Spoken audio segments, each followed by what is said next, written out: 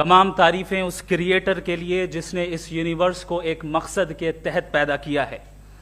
Respected جناب جاوید اختر صاحب, mister Saurabh Dwivedi اور respected audience, thank you all for being here today.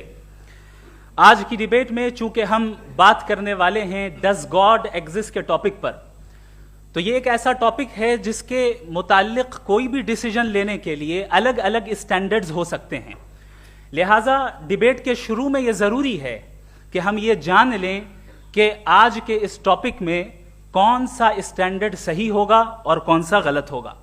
سب سے پہلا اسٹینڈرڈ جسے میں سمجھتا ہوں کہ ہمارے رسپیکٹڈ جناب جاوید اختر صاحب بڑی تیزی کے ساتھ اس کی طرف لپکیں گے, وہ ہے سائنس. جبکہ سائنس در حقیقت خدا کے ایگزسٹنس کو ڈائریکٹلی ثابت کرنے یا اس کے ایگزسٹنس کو ڈینائی کرنے کے لیے اسٹینڈرڈ نہیں بن سکتی. اور اس کی وجہ کیا ہے یہ میں نہیں کہہ رہا, یہ وہ لوگ کہہ رہے ہیں جو سائنس کے ایکسپرٹس ہیں. نیشنل اکیڈمی آف سائنس کہتی ہے science doesn't have the processes to prove اور disprove the existence of God. Why? کیونکہ سائنس کا تعلق ایمپیریکل ایویڈنس سے ہے, اور ایمپیریکل ایویڈنسز کا تعلق ہمارے نیچرل اور فزیکل ورلڈ سے ہے, جبکہ گاڈ نان فزیکل اور سپر نیچرل ریالٹی ہے. لہٰذا نان فزیکل ریالٹی کو آپ اس ٹول کے ساتھ نہیں چیک کر سکتے جس کا کام فزیکل ریالٹی کو تلاش کرنا ہے. لہٰذا آج اس ڈیبیٹ میں گاڈ کی ایگزسٹنس کو ثابت کرنے یا اسے ڈینائی کرنے میں سائنٹیفک ایویڈنس کو ایکسپٹ نہیں کیا جائے گا. دوسرا اسٹینڈرڈ ہو سکتا ہے ریویلیشن, کہ ریویلیشن کے ذریعے ہم یہ ثابت کریں کہ گاڈ ایگزسٹ کرتا ہے یا نہیں. لیکن یہ اسٹینڈرڈ بھی آج ارریلیونٹ ہے. کیوں؟ کیونکہ ریویلیشن میرے نزدیک سورس آف نالج ہے, ویلڈ سورس آف نالج ہے, لیکن ہمارے جاوید اختر صاحب کے نزدیک یہ ویلڈ سورس آف نالج نہیں ہے. لہٰذا آج کی ڈیبیٹ میں ایک بھی ایویڈنس کسی بھی مذہبی اسکرپچر سے نہیں دوں گا تاکہ جاوید اختر صاحب کے لیے وہ ان ایکسیپٹیبل نہ ہو. تیسرا جو معیار ہو سکتا ہے وہ ہے آبزرویشن, کہ بھائی کوئی کہے کہ ہمیں خدا دکھاؤ, اگر ہے تو دکھاؤ, یا یہ کہ خدا کے ایگزسٹنس پر ایمپیریکل ایویڈنس دو, تو یہ ہے در حقیقت غلط ٹول کا استعمال کرنا. یہ ایسا ہی ہے کہ جاوید صاحب مجھ سے یہ مطالبہ کریں کہ مفتی صاحب آپ میٹل ڈیٹیکٹر کے ذریعے پلاسٹک ڈیٹیکٹ کر کے دکھائیں. اب چونکہ پلاسٹک ڈیٹیکٹ نہیں ہو پا رہی ہے لہٰذا plastic does not exist. No, you are using the wrong tool. اس ٹول سے پلاسٹک کو ڈیٹیکٹ نہیں کیا جاتا. لہٰذا میں سمجھتا ہوں کہ گاڈ کے ایگزسٹنس پر ایمپیریکل ایویڈنس کا مطالبہ کرنا ایک بچکانہ مطالبہ ہے, اور ہمارے رسپیکٹڈ جناب جاوید اختر صاحب اس اسٹیج سے اب بہت آگے نکل چکے ہیں. اب بچتا ہے ایک ہی اسٹینڈرڈ, اور وہ اسٹینڈرڈ ہے عقل, لاجک, ریزننگ. اور یہی وہ اسٹینڈرڈ ہے جس کے تحت گاڈ کی ایگزسٹنس کو ثابت کیا جائے گا یا گاڈ کی ایگزسٹنس کو ڈینائی کیا جائے گا. لیکن چونکہ یہ بہت امپورٹنٹ اور سینسٹیو ٹاپک ہے, اس لیے لاجیکل آرگیومنٹ بھی ایسا ہونا چاہیے جو ڈیفینیٹو ہو, انڈیفینیٹو نہ ہو, جو 2 اور 2 4 کی طرح بالکل واضح ہو, جسے لاجیکلی ریجیکٹ کرنا پاسبل نہیں ہو. فار ایگزامپل ہم کہیں ہمارے رسپیکٹڈ مسٹر سوربھ صاحب یہ ایک انسان ہے اور تمام انسان کانشیس بینگ ہے, لہٰذا نتیجہ کیا نکلا, ہمارے سوربھ صاحب بھی کانشیس بینگ ہے. کیا یہ انڈیفینٹ آرگیومنٹ ہے یا ڈیفینٹ آرگیومنٹ ہے؟ یہ ڈیفینٹ آرگیومنٹ ہے. یہ 2 اور 2 کی طرح واضح ہے, اس میں کسی طرح جو ہے لاجیکلی اس کو ریجیکٹ نہیں کیا جا سکتا. تو اگر آج ہمارے جاوید اختر صاحب ایسی کوئی عقلی دلیل اور لاجیکل ایویڈنس دیں خدا کے نہ ہونے پر جو ڈیفینٹ بھی ہو, تو میں یہ اعلان کرتا ہوں کہ یقیناً میں اس ایویڈنس کو قبول کروں گا اور اس پر غور کروں گا. لیکن ساتھ میں یہ بھی اعلان کر دیتا ہوں پریڈکشن کے طور پر کہ ایسا کوئی ڈیفینٹ آرگیومنٹ کوئی نہیں پیش کر سکتا. دلیل ہم دیں گے اور ڈیفینیٹو دلیل دیں گے, لاجیکل دلیل دیں گے, ایسی دلیل دیں گے جو انٹائر ایتھیسٹک ورلڈ اسے ریفیوٹ نہیں کر سکتی. چلیں اب ہم ایک ایگزامپل سوچتے ہیں, ایک سینیریو, سمپل سینیریو. تمام آڈینس سے گزارش ہے, ہم اور آپ ایک آئسولیٹڈ آئیلینڈ پر ہیں, ایسا آئیلینڈ جہاں پہ ہم سے پہلے کوئی کبھی نہیں گیا. چلتے چلتے آپ کے سامنے اچانک آپ نے دیکھا ایک پنک کلر کی بال پڑی ہوئی ہے, सबसे पहला सवाल आपके जहन में क्या आएगा कि ये बॉल यहां क्यों आई, कैसे आई, ये पिंक कलर की ही क्यों है, कोई और कलर भी हो सकता था, ये इसी शेप में क्यों है, कोई और शेप भी हो सकता था। नेचुरली आप इस तरफ पहुंचेंगे कि कोई ना कोई है जिसने इन स्पेसिफिक प्रॉपर्टीज के साथ इस बॉल को बनाया है और यहां पे रखा है। चूंकि आप जानते हैं कि ये जो बॉल है इसका एग्जिस्ट करना जरूरी नहीं है, ये एग्जिस्ट कर भी सकती थी, नहीं भी कर सकती थी, और एग्जिस्ट करना ही था तो किसी और फॉर्म में करती, किसी और कलर में करती। अब आप इस बॉल को एक्सपैंड करते चले जाएं, एक्सपैंड करते चले जाएं, एक्सपैंड करते चले जाएं, यहां तक कि ये बॉल यूनिवर्स के साइज की हो जाए। बताइए कि क्या साइज के बढ़ जाने से सवाल बदल जाएगा? हरगिज नहीं बदलेगा। अभी भी सवाल रहेगा ये यूनिवर्स कहां से आया, इन स्पेसिफिक प्रॉपर्टीज के साथ कहां से आया, क्यों आया, किसने बनाया, यह सवाल उस वक्त भी वैलिड रहेगा। लेकिन यह सवाल अगर हम जनाब जावेद अख्तर साहब से करें तो चूंकि इनका वर्ल्ड व्यू एथिस्टिक है, और सिर्फ इनका नहीं, मतलब जितने भी एथिस्ट हैं और एथिस्टिक वर्ल्ड व्यू को रखने वाले से अगर आप ये सवाल करें कि ये यूनिवर्स कहां से आया, तो इनका जवाब या तो आर्ग्यूमेंट फ्रॉम इग्नोरेंस होगा या डॉगमेटिक होगा। या तो ये कहेंगे कि मुझे नहीं पता कि ये कहां से आया, लिहाजा गॉड डज नॉट एग्जिस्ट, ये आर्ग्यूमेंट फ्रॉम इग्नोरेंस है, या ये कहेंगे कि ये यूनिवर्स खुद ब खुद बन गया। इसका मतलब ये है कि उस बॉल को भी खुद ब खुद बन जाना चाहिए, लेकिन बॉल के ताल्लुक से ये एक्सप्लेनेशन एक्सेप्ट नहीं की जाएगी कि खुद ब खुद बन गई, लेकिन यूनिवर्स के ताल्लुक से कर दिया जाएगा। इसे हम दूसरे अल्फाज में डॉगमा भी कह सकते हैं। दूसरी चीज, हमारे जावेद अख्तर साहब जरूर गॉड ऑफ गैप्स की मिसाल भी जरूर देंगे, और मिसाल देंगे कि पहले जमाने में बिजलियां कड़कती थी तो लोगों ने किसी एक खुदा की तरफ, और बारिश होती थी तो दूसरे खुदा की तरफ मंसूब कर दिया, उनके पास दलील नहीं थी। यह हमारा वर्ल्ड व्यू है ही नहीं, यह हमारा वर्ल्ड व्यू है ही नहीं, क्योंकि नेचुरल फेनोमेना के प्रोसेस की इंटरप्रिटेशन को जान लेने से यह कहां से साबित हो गया कि गॉड एग्जिस्ट नहीं करता है। इस पर मैं इंशाअल्लाह अभी आगे बात करूंगा। आप हजरात ये भी देखेंगे, और मैं ये एक्सपेक्ट करता हूं कि हमारे रिस्पेक्टेड जनाब जावेद अख्तर साहब जरूर इमोशनल आर्ग्यूमेंट्स भी देंगे, जो कि एक लॉजिकल फेलेसी है जब बात आती है ट्रुथ को डिसाइड करने में। क्यों? मिसाल के तौर पर वो कहेंगे कि अगर गॉड है तो ईविल क्यों एग्जिस्ट करता है, जबकि मैं कहता हूं ईविल का एग्जिस्ट करना गॉड के एग्जिस्ट करने की दलील है, उसके खिलाफ नहीं है। चूंकि अगर गॉड है तो हम सब उसके सामने अकाउंटेबल हैं, और अगर हम अकाउंटेबल हैं तो अकाउंटेबिलिटी के लिए ईविल का मौजूद होना जरूरी है, उसके बगैर हम अकाउंटेबल नहीं हो सकते। और अगर हम अकाउंटेबल नहीं हैं तो हम जनाब जावेद अख्तर साहब से पूछेंगे कि आप बताएं कि फिर सफरिंग इस दुनिया में क्यों है? अगर खुदा नहीं है तो सफरिंग क्यों है? और उन लोगों के जज्बे का क्या जिनके अंदर सफरिंग के बाद इंतकाम लेने का जज्बा पाया जाता है और वो इस दुनिया से ऐसे ही चले गए, क्या उनकी सारी तकलीफें बेकार चली जाएंगी? अब आ जाएं उसी एग्जाम्पल की तरफ कि बॉल, मुझसे अगर कोई पूछे इस बॉल को किसने बनाया, और या इस एक्सपेंडेड बॉल को किसने बनाया, मैं कहूंगा कि चूंकि ये यूनिवर्स और इस यूनिवर्स की तमाम चीजें कॉन्टिंजेंट हैं। कॉन्टिंजेंट होने का मतलब ये होता है कि जो अपने एग्जिस्टेंस पे किसी के ऊपर डिपेंड करती हो, तो जाहिर है ये यूनिवर्स कॉन्टिंजेंट है। और अगर कोई चीज कॉन्टिंजेंट नहीं है तो मैं रिक्वेस्ट करूंगा कि मुझे दिखा दें कि कौन सी चीज यूनिवर्स में कॉन्टिंजेंट नहीं है, हम भी जरा गौर कर लें और हम भी देख लें। और जब कॉन्टिंजेंट चीजें मौजूद हैं तो फिलोसोफर्स की इस्तिलाह के मुताबिक, हम उस टर्मिनोलॉजी के मुताबिक हम उस जगह तक पहुंचते हैं और उस हस्ती तक पहुंचते हैं जिसे नेसेसरी बीइंग कहा जाता है, कि ये वो नेसेसरी बीइंग है जिसका मौजूद ना होना नामुमकिन हो। क्योंकि अगर ये मौजूद ना हो तो सारी चीजें एग्जिस्टेंस में आएंगी ही नहीं, और ये सारी कॉन्टिंजेंट चीजें उसी के ऊपर डिपेंड करती हैं। अब अगर आप ये सवाल करते हैं कि फिर उस हस्ती को किसने बनाया, फिर उसका कॉज क्या है, फिर उसका कॉज क्या है, फिर उसका कॉज क्या है, और एंडलेसली चले जाएं, इसे हम कहते हैं इन्फिनिट रिग्रेस ऑफ कॉजेज, जो कि लॉजिकल फेलेसी है। कॉन्सेप्चुअली इन्फिनिटी पॉसिबल है। मिसाल के तौर पे न्यूमेरिकल्स 1 2 3 गिनते चले जाएं, इन्फिनिट नंबर्स हैं। मैं कॉन्सेप्चुअली बात नहीं कर रहा, प्रैक्टिकली रियलिटी में साबित करके दिखाएं कि infinite regret of causes possible हैं या नहीं। अगर पॉसिबल हैं तो हम मान लेंगे, मिसाल दे दें, और पॉसिबल नहीं है तो एक ही ऑप्शन बचता है जिसे हम कहते हैं नेसेसरी बीइंग। ऐसी नेसेसरी बीइंग जो इंडिपेंडेंट है, क्योंकि अगर वो डिपेंडेंट हुई तो वो नेसेसरी नहीं रहेगी। ऐसी इंडिपेंडेंट बीइंग जो इटर्नल है, अगर वो इटर्नल नहीं होगी, उसकी बिगिनिंग होगी तो वो खुद कॉन्टिंजेंट है। ऐसी बीइंग जो पावरफुल है, क्योंकि कॉन्टिंजेंट को एक्चुअलाइज करने के लिए पावर चाहिए। ऐसी बीइंग जो इंटेलिजेंट है और नॉलेजेबल है, क्योंकि ये यूनिवर्स स्पेसिफिक फॉर्म और स्पेसिफिक लॉज ऑफ नेचर के तहत प्रिसाइजली चल रहा है। Thank you. تھینک یو مفتی صاحب.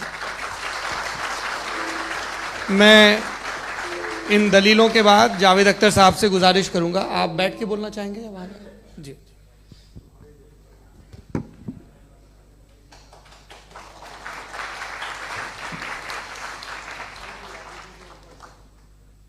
پہلے تو میں مفتی صاحب کو ایک اچھی خبر دینا چاہوں گا کہ میری نالج سائنس کے بارے میں بڑی معمولی ہے, تو آپ فکر نہ کریں اس کی, لیکن کچھ کامن سینس ہے مجھ میں. دیکھیے, یہ خدا کا تصور کوئی نیا تصور نہیں ہے, یہ صدیوں سے رہا ہے. یہ کچھ ریلیجن 3000 سال پرانے ہوں گے, 4000 سال پرانے ہوں گے, لیکن انسان کوئی 10,000 12,000 سال سے ایگزسٹ کرتا ہے ہومو سیپین کی شکل میں, اور ہمیشہ کچھ نہ کچھ مذہب رہے. یہ مذہب جاہلوں کے نہیں تھے, یہ مذہب ایک ایسی گریک سوسائٹی کے تھے جہاں بڑے بڑے فلاسفرز پیدا ہوئے. یہ مذہب ایجپشینز کے تھے جنہوں نے پیرامڈز بنائے تھے. یہ رومنز کے تھے کہ جن کا آرکیٹیکچر اور سینٹ یعنی پہلی بنیاد ڈیموکریسی کی لمیٹڈ تھی مگر ڈیموکریسی تھی, یہ ان لوگوں نے کیے تھے. تو ان کا جو جوپیٹر تھا, را تھا, زیوس تھا, انہیں اس پہ اتنا ہی اعتماد تھا جتنا آج کسی مذہبی آدمی کو اپنے خدا پہ ہوگا. کرسچینٹی آنے سے پہلے یورپ میں ایک مذہب تھا جرمینک ریلیجن.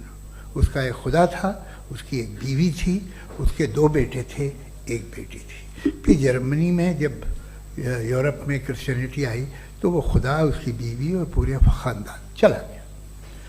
تو اگر ہم ہسٹری دیکھیں تو خدا جو ہیں وہ زیادہ تر فانی ہیں, وہ ہمیشہ رہے نہیں. اور وہ جو لوگ انہیں مانتے تھے ان کو آپ کہیں وہ تو جاہل تھے, انہیں تو کچھ پتہ ہی نہیں تھا. ایسا نہیں ہے, وہ اپنے وقت میں بڑے قابل لوگ تھے اور اپنے وقت میں انہوں نے بڑے بڑے کام کیے ہیں. فلاسفرز تھے, سائنٹسٹ تھے, لیکن ان کا مذہب کہاں گیا, ان کے خدا کہاں گئے؟ آج جو خدا ہیں دنیا میں لوگ انہیں مانتے ہیں. آپ کو کیا معلوم کہ کتنے برسوں کے بعد کیا ہونے والا ہے؟ ہم یورپ میں دیکھتے ہیں تو چرچ خالی ہیں. تو وقت کے ساتھ چیزیں بدلتی ہیں. جہاں تک اس کا تعلق ہے مذہبوں کا, ہر مذہب آپ سے ایک چیز مانگتا ہے, فیتھ. یہ فیتھ کیا چیز ہوتی ہے؟ What is the difference between faith and belief?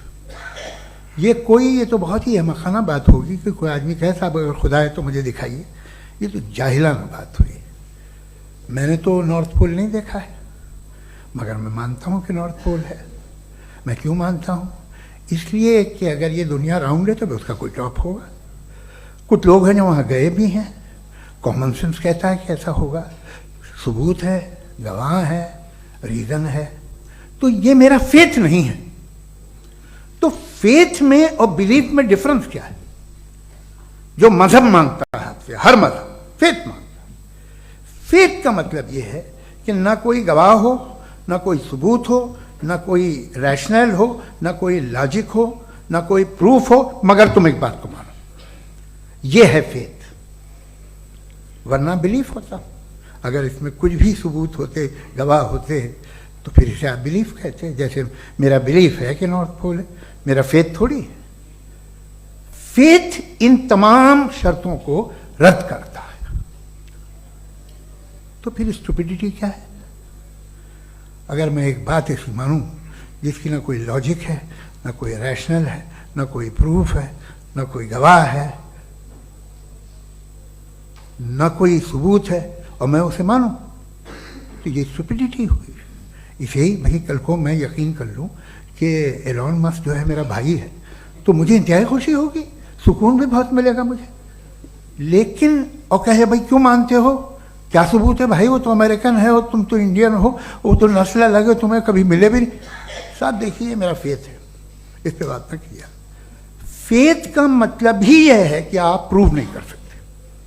اگر آپ پروو کر سکتے ہو تو فیتھ کی ضرورت ہی نہیں, پھر تو آپ بات کریں گے, آپ کتنی بحث کر لیجیے.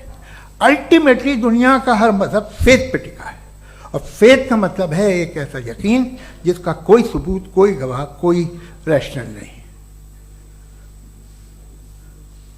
اب آپ یہ کہیں، کیا آپ یہ کیوں کہہ رہے ہیں کہ صاحب یہ کائنات کس نے بنائی؟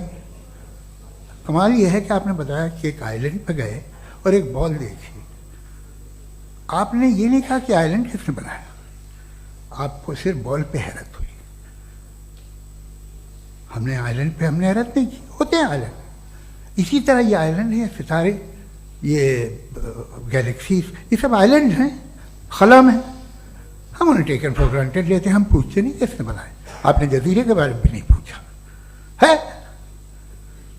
میری پیدائش کیسے ہوئی؟ کیا میں پلانٹ پیدا ہوا تھا؟ I was plant to be born, یا ایک لکی اسپم تھا جو کسی ایک سے چپک گیا؟ میری پیدائش رینڈم. اور انصاف جسے آپ کہتے ہیں، انصاف کا تو نیچر سے کوئی واسطہ ہی نہیں. جو آپ کہتے ہیں کہ ایک دن انصاف ملے گا، انصاف از اے ہیومن کانسیپٹ. نیچر میں کوئی انصاف نہیں. اگر شیر ہرن کو کھا جاتا ہے تو اسے کوئی سزا نہیں ملتی. اگر ایک آندھی آتی ہے اور ہرے بھرے پیڑوں کو اکھاڑ کے پھینک دیتی ہے تو آندھیوں کی جیل نہیں ہوتی ہے. نیچر میں انصاف نہیں، اس لیے وہ نیچر کو انصاف کی ضرورت بھی نہیں. نیچر تمام ایک ہے. اب ہم کہیں کہ صاحب یہ دیکھیے جو میں نے کھانا کھایا تھا یہ میری آنکھ تو نہیں یوں کر دیا اسے تو اسے سزا ملنی نہیں. وہ سسٹم ہے، ایسے ہی چل رہا ہے. نیچر بغیر انصاف کے ہے. انصاف از اے ہیومن کانسیپٹ. تو جو آپ سے کہتا ہے کہ میں تمہیں انصاف دوں گا وہ انسانی ذہن کی پیداوار ہے. یہ نیچرل ہے ہی نہیں، یہ آسمانی ہے ہی نہیں. نیچر کا تصور، انصاف کا تصور. بھائی آپ ساتھ ملتے ہیں، اب آپ لیفٹ ہینڈ ڈرائیو کرتے ہیں، یہ کیا ہے؟ تمام سچ، تمام نیکی، تمام شرافت لیفٹ ہینڈ ڈرائیو ہے. ورنہ کیا ہوگا؟ یا تو آپ کیوس کر دیں گے، آپ کا ایکسیڈنٹ ہو جائے گا، یا آپ کسی کو مار دیں گے، یا ٹریفک جام ہو جائے گا. جھوٹ، بے ایمانی، رشوت خوری، یہ تمام جو ہے driving on the wrong side. اس کے اوپر کچھ نہیں. یہ تو ہم نے بنایا ہے، جیسے ہم نے لیفٹ ہینڈ ڈرائیو بنائی ہے. یہ کانسیپٹ آف انصاف جو ہے یہ ہمارا ہے، اس کا نیچر سے کوئی واسطہ نہیں. شیر کھا جاتا ہے ہرن کو، اسے جیل ہوتی ہے کیا؟ کچھ بھی نہیں ہے ہی نہیں. تو یہ جو دنیا کے ریلیجن پرومس کرتے ہیں آپ سے انصاف، اسی سے معلوم ہوتا ہے کہ یہ مین میڈ ہے. یہ تصور کہیں اور کا ہے ہی نہیں. جو نیچر ہے، کچھ لوگ کہتے ہیں نیچر ہی خدا ہے، تو نیچر میں تو انصاف نہیں کہیں. اور آپ وعدہ کر رہے ہیں کہ تمہیں مرنے کے بعد انصاف ملے گا. مجھے اگر ملے گا تو میں بہت خوش ہوں گا، لیکن میں یقین نہیں کر پاتا ہوں، اس لیے کہ میں فیتھ نہیں پیدا کر سکتا. The very fact that religions demand faith, اس کا مطلب ہے کہ ان کے پاس جسٹیفیکیشن نہیں ہے. اچھا تھا پھر ریلیجن اگر ماڈریشن میں ہے، کوئی سا بھی نہیں، وہ آپ میں کچھ خوبیاں بھی پیدا کرتا ہوگا. دیکھیے اس سے یہ فائدہ ہے، وہ فائدہ ہے. الکوہل جو ہے وہ زیادہ تر دواؤں میں یوز ہوتی ہے. اور ایک سروے کیا گیا تھا امریکہ میں کہ لانجیٹیوٹی کن لوگوں کی ہے. تو ایک طرف وہ لوگ تھے جو شراب پیتے ہی نہیں تھے، اور ایک طرف وہ تھے جو ایک بوتل شراب روز پیتے تھے. سب سے زیادہ لمبی عمر ان کی ہے جو 2 پیگ ناپ کے شراب پیتے اور کھانا کھاتے ہیں. مگر ہم شراب کو برا سمجھتے ہیں، میں بھی برا سمجھتا ہوں. کیوں؟ ایسا ہوتا نہیں. کچھ چیزوں میں عادت ہوتی ہے کہ وہ بڑھتی ہے. آج تک میں ایک آدمی دودھ پیتا ہے، آپ 10 سال بعد بھی ملیں گے تو ایک ہی گلاس پیتا ہوگا. ایسا نہیں ہوتا، صبح سے دودھ پیتا رہتا ہے. ملکوہلک میں نے نہیں دیکھے، الکوہلک ہوتے ہیں. یہ ٹینڈنسی ہے مذہب کی کہ وہ بڑھتا ہے، جیسے کینسر بڑھتا ہے، جیسے شراب بڑھتی ہے. کچھ لوگ ہوں گے جو اسے صحیح طرح سے یوز کرتے. مجھے یقین ہے کہ ہمارے مفتی صاحب بھی ان میں سے ایک ہیں. بہت خوشی ہوئی مجھے ان سے مل کے. لیکن کتنے لوگ ہیں کہ آج آپ دیکھتے ہیں دنیا میں جو تباہیاں ہیں ان میں کتنا ہاتھ ہے ان لوگوں کا جو بلیور. کہتے تھا مذہب یہ نہیں کہتا، نہ کہتا ہوگا، مگر جب یہ مذہب پیتے ہیں تو ایسے بہیو کرتے ہیں. تھوڑا سا اگر ہو تو شاید بہت اچھی بات، لیکن شراب تھوڑی سی نہیں رہتی، اس میں ٹینڈنسی ہے.